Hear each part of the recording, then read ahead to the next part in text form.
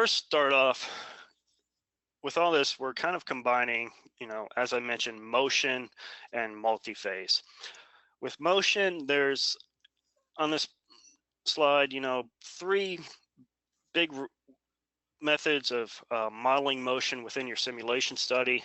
These aren't the only ones that are available in STAR, but these are definitely the most applicable to the models that we'll be looking at and discussing today. The first type of motion that we're going to discuss is called the moving reference frame. This is basically a time average technique. And then we'll get into discussing a little bit more about rigid body motion. There's lots of similarities to setting up the problem between moving reference frame and rigid body motion, but rigid body motion will give you a time accurate, a transient solution.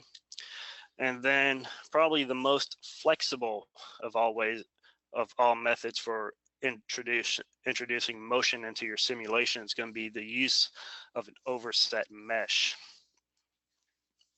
And we have examples that we'll look at using the rigid body and overset mesh in this webinar.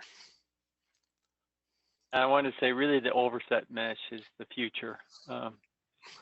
That's where STAR is moving to. And when you build the model and you look at it and you think it makes sense, it usually works 9 out of 10 times. And then it's like the 80-20. You spend on getting that 20% left, you're spending 80% of your life. But the overset, there's a lot of little tricks, but what we're trying on this seminar is to take some of the fear, uncertainty, doubt out of the CFD process, saying, look, these are the generalities, it can be done, how you can set it up. But then there's always that background, the technical support when your model doesn't work. And then that is all you can't do in a seminar. It's just too much information. Yeah. You try this, refine the mesh, do this, but that's why it's nice having somebody that's already done the suffering process on the team.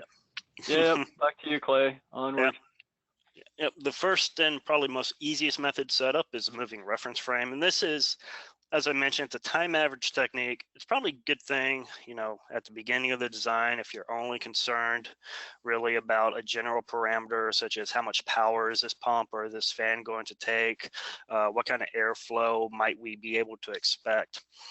What you're going to do here in using this technique is you're going to basically define a region that's going to be around your fan blades or your paddle in the mixer that's going to be doing the rotation. You cut that region out of your main region. You have interface boundaries between this, what's going to become a moving reference frame region, and the stationary region, and you apply the moving reference frame to it. And what wait. But this is just it's a slip mesh. Go to the next slide. I mean, no, this is the stationary mesh. So you don't have an interface on it. You do have an interface. Yep, you do have an interface between this moving reference frame region and the stationary region. Oh, okay, like the block you're showing up there on top on the right. Yeah, exactly. It stays stationary. This is actually called a frozen rotor approach. Right on. When you apply that moving reference frame, you're basically going to be generating a constant grid flux based on the properties of the rotational rate or the translational rate. Whatever. So I'll believe you. Yeah, so you end up generating kind of as I mentioned, a steady state solution to the problem. Okay. Now the rigid body motion, this is where you're getting into a slip mesh. This is pretty much set up identically as you would set up the moving reference frame. You're going to cut out a region next to the rotor blades or next to the paddle that's going to be doing the motion. We have in the upper right kind of a meshed example of a ball valve, but you're going to define the area that's moving as a rigid body motion. And when you run this analysis, the cells are physically going to move. Right, and this is what you did for that ball valve analysis, of course. Exactly. A ball valve.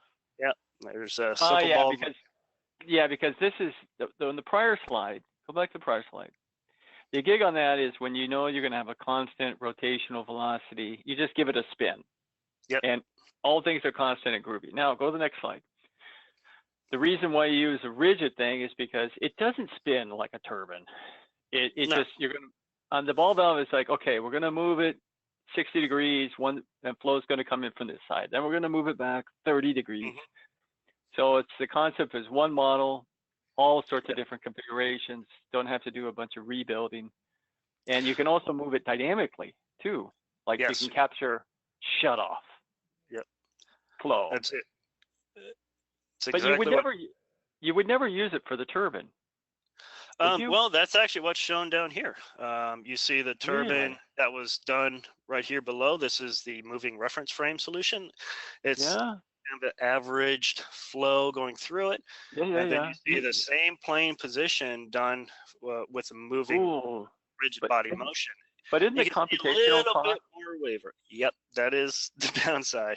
Because this is a transient solution, it will be computationally more expensive. Come on, like 100x?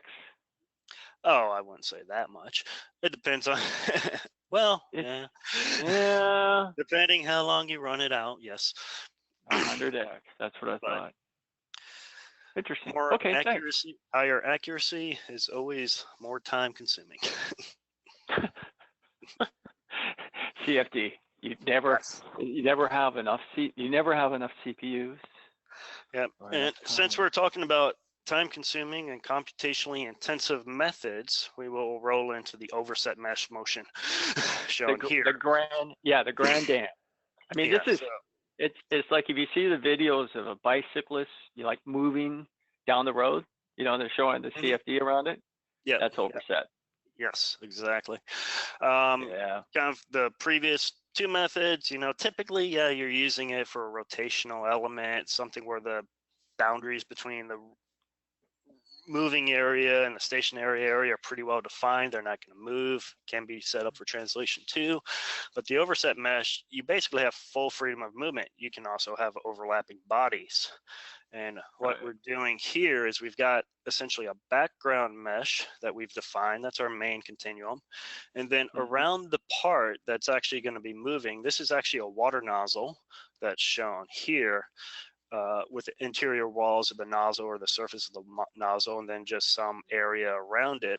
We create an overlapping mesh. When we initialize this, that overlapping mesh essentially cuts out a hole in the background mesh and merges the cells between the two.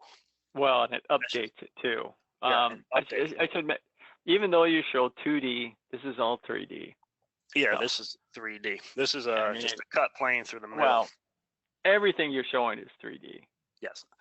Everything. It's just like graphically, it's just easier to describe it and show it as 2D. And the computational, why this is the grand dam and the most expensive computationally, is that what you're saying is that you mesh around your structure of interest, and so you can capture turbulence and everything nice near the boundary, but you're moving that whole mesh body through the other mesh. So like if you update it and move it to one direction, it gets to it transfers everything between the boundaries and the background. Yeah, you have to share information between the two meshes. Yes. And sometimes it works. I mean, I've had it work. But what happens if you bounce up against hard boundaries that are other Navier-Stokes type boundaries where you have to capture turbulence at it, it can be challenging because it always wants a couple elements between the boundaries. And your mileage will vary.